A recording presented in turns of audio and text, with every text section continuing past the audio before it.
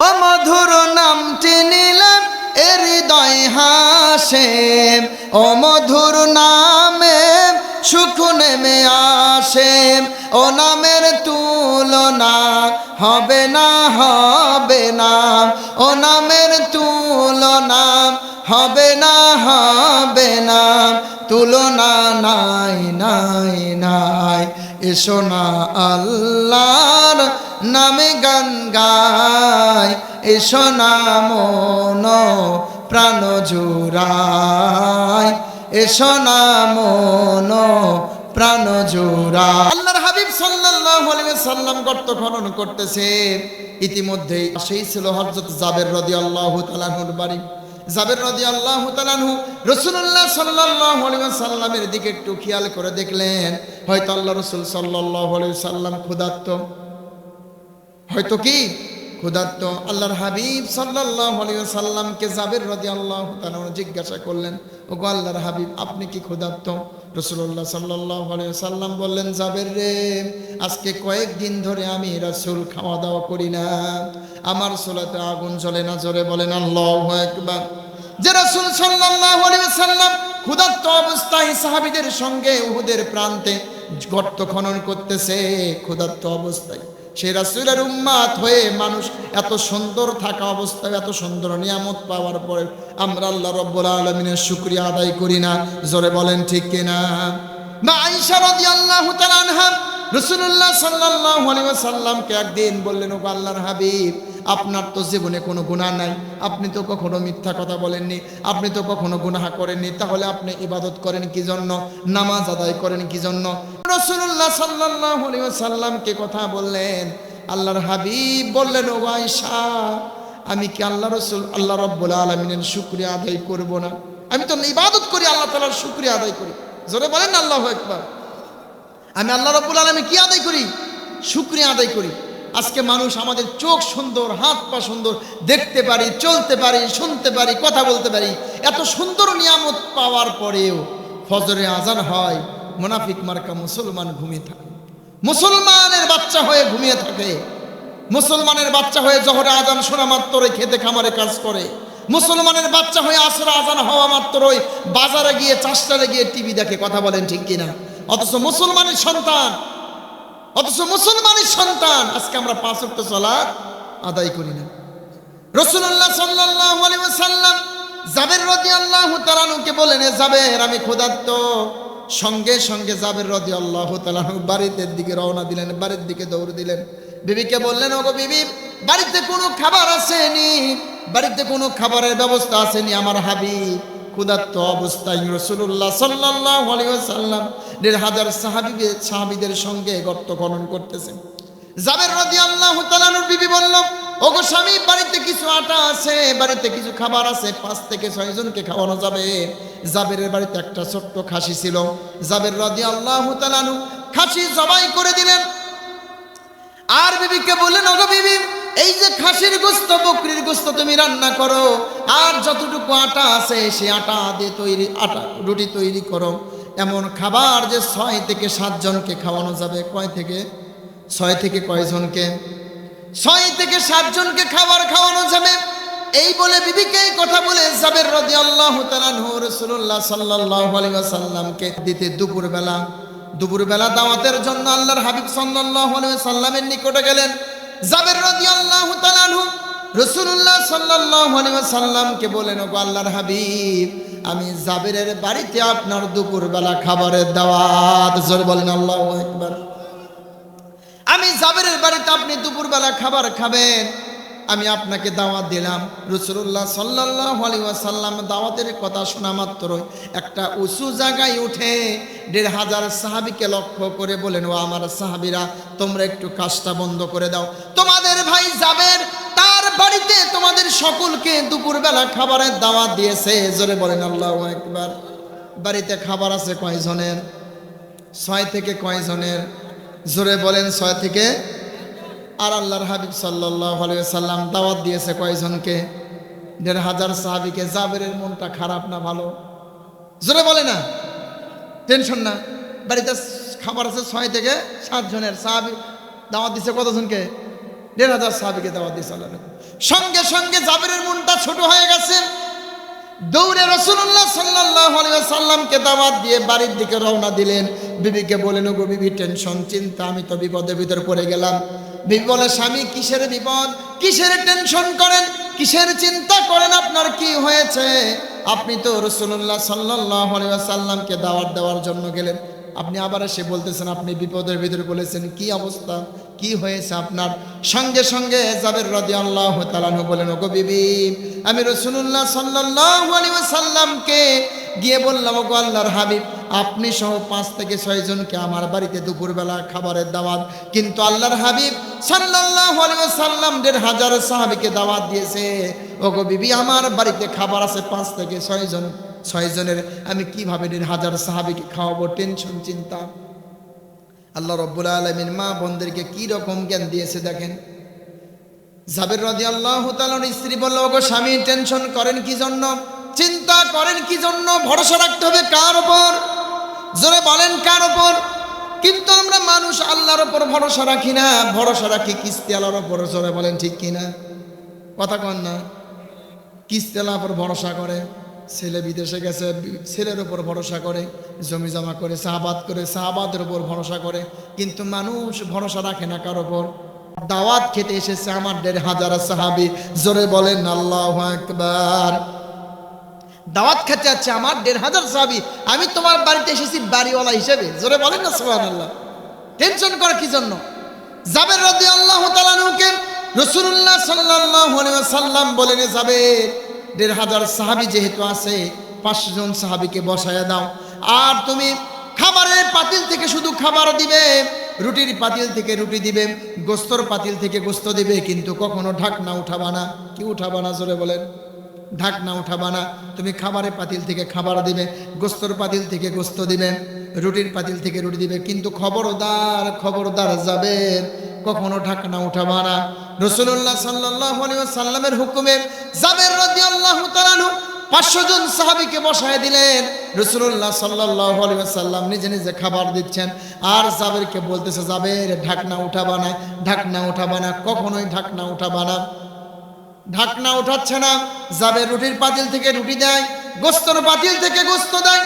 রাসূলুল্লাহ সাল্লাল্লাহু আলাইহি ওয়াসাল্লাম একে একে 500 জন সাহাবীকে খাওয়ানো শেষ হয়ে গেছে। জোরে বলেন না সুবহানাল্লাহ। 500 জন সাহাবীর খাবার কি শেষ? এবার জাবের রাদিয়াল্লাহু তাআলা আনহু রাসূলুল্লাহ সাল্লাল্লাহু আলাইহি ওয়াসাল্লামের দিকে খেয়াল করলেন, আমি রাসূলকে খাবার খাওয়াবো, খাবার আছে কিনা নাই, বারবার ঢাকনা ওঠানোর চেষ্টা করে। রাসূলুল্লাহ সাল্লাল্লাহু আলাইহি ওয়াসাল্লাম জাবেরকে বলে, জাবের রে, এ জাবের, তুমি কখনোই ঢাকনা উঠাবা না, তুমি কখনোই ঢাকনা উঠাবা না। আল্লাহর হাবিব সাল্লাল্লাহু আলাইহি ওয়াসাল্লাম জাবেরকে বললেন, জাবের, আবার 500 জন সাহাবীকে বসায়া দাও, আর রুটির পাতিল থেকে রুটি দাও, গোস্তর পাতিল থেকে গোস্ত দাও, আমি নিজে হাতে 500 জন সাহাবীকে দিব। আর জাবের, তুমি ঢাকনা উঠাবা না। জাবের রাসূলের হুকুমে খাবারের পাতিল থেকে খাবার দেওয়া শুরু করে দিল। আল্লাহর হাবিব সাল্লাল্লাহু আলাইহি ওয়াসাল্লাম আবার 500 জন সাহাবীকে খাওয়ানো শেষ করে দিলেন। জোরে বলেন সুবহানাল্লাহ। বাকি আছে আর কতজন? জোরে বলেন কতজন? 500 জন সাহাবী আরো আছেন। রাসূলুল্লাহ সাল্লাল্লাহু আলাইহি ওয়াসাল্লামের সাহাবী জাবের বারবার ঢাকনা উঠানোর চেষ্টা করে। আল্লাহর হাবিব বারবার বলে, জাবের, ঢাকনা উঠাও না, ঢাকনা উঠাও না। আল্লাহর হাবিব সাল্লাল্লাহু আলাইহি ওয়াসাল্লাম আবার 500 জন সাহাবীকে বসায় দিলেন। 500 জন সাহাবীকে বসানো হলো। রাসূলুল্লাহ সাল্লাল্লাহু আলাইহি ওয়াসাল্লাম হুকুম করলেন, জাবের, ঢাকনা না উঠে রুটির পাতিল থেকে রুটি দাও, গোস্তর পাতিল থেকে গোস্ত দাও। সেইভাবে আবার দেওয়া হলো। আবার 500 জন সাহাবীকে খাওয়ানো শেষ হয়ে গেল। মোট কয় হাজার সাহাবীকে খাওয়ানো হলো? 1,500 সাহাবীকে খাওয়ানো হলো। এইবার জাবের আর মন মানে না, জাবের আর মন মানে না, কিভাবে রাসূল সাল্লাল্লাহু আলাইহি ওয়াসাল্লামকে খাবার খাওয়াবো, পাতিলের ভিতর খাবার আছে নাকি, টেনশন চিন্তা, বারবার ঢাকনা ওঠানোর জন্য যায়। কিন্তু জাবের এইবার রাসূল সাল্লাল্লাহু আলাইহি ওয়াসাল্লামের কথা শুনলেন না, দৌড়ে গিয়ে ঢাকনা উঠে দেখলেন যতটুকু খাবার ছিল ততটুকু খাবার পাতিলের ভিতর আছে। জোরে বলেন না সুবহানাল্লাহ। নামাজের ভিতরে কাউকে সালাম দেয়া যায় না, নামাজের ভিতরে কাউকে সালাম দেয়া যায় না, নবীকে সালাম না দিলে নামাজ তো ভাই হয় না, নবীকে সালাম না দিলে নামাজ তো ভাই হয় না। নামাজের ভিতরে কাউকে সালাম দেয়া যায় না, নামাজের ভিতরে কাউকে সালাম দেয়া যায় না, নবীকে সালাম না। চমৎকার ঘটনা রে ভাই হাদিসেতে আছে, নবীর কদম পাকে উঠে সেজদা করিয়াছে। জোরে বলেন আল্লাহু আকবার। বলেন তো আমার রাসূলের দাম কম না বেশি? জোরে বলেন কম না বেশি? যে রাসূলের সুন্নাত নিজের জীবনে বাস্তবায়ন করতে হবে কিনা বলেন? কে কে রাসূলের সুন্নাত জীবনে বাস্তবায়ন করতে চান? দু হাত তুলে দেখান। বলেন লিল্লাহে তাকবীর, জোরে লিল্লাহে তাকবীর। আল কোরআনের আলো, আবার ঘরে ঘরে সংসদে জালো, কোরআন হাদিস যেখানে, আলেম ওলামা যেখানে, লিল্লাহে তাকবীর। আল্লাহ সকলের হাতগুলো তুমি কবুল আর মঞ্জুর করে নাও। রাসূল সাল্লাল্লাহু আলাইহি সাল্লামের পা মুবারকে কি করে?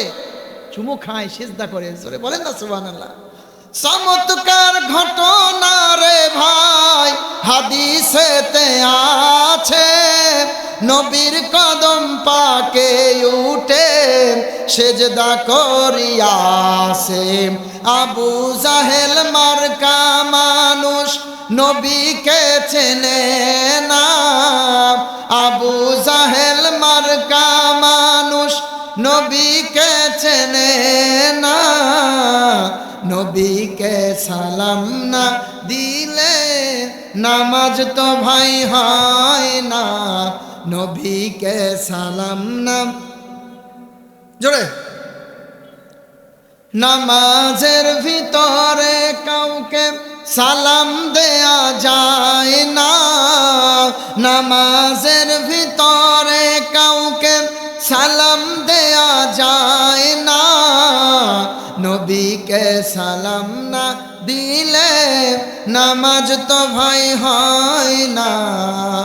খৈরুত তাবি যার নাম ওয়াসকরণী আছে, নবীর প্রেমে সবগুলি দাঁত ভেঙ্গে ফেলেছে। জোরে বলেন আল্লাহু আকবার।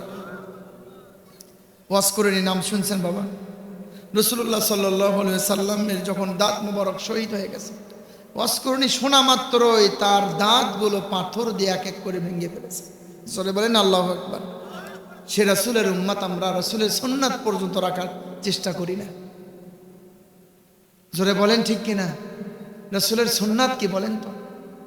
রাসূল যেভাবে জীবন যাপন করেছে, রাসূলুল্লাহ সাল্লাল্লাহু আলাইহি সাল্লামের সুন্নাত যদি নিজের জীবনে আঁকড়ে ধরে না রাখতে পারেন, কাল কিয়ামতের দিন কে আপনার জন্য সুপারিশ করবে বলেন? সুপারিশ করবে কে? কিয়ামতের দিন আপনার ভাই আপনাকে চিনবে না, আপনার বাবা আপনাকে চিনবে না, আপনার সন্তান আপনাকে চিনবে না।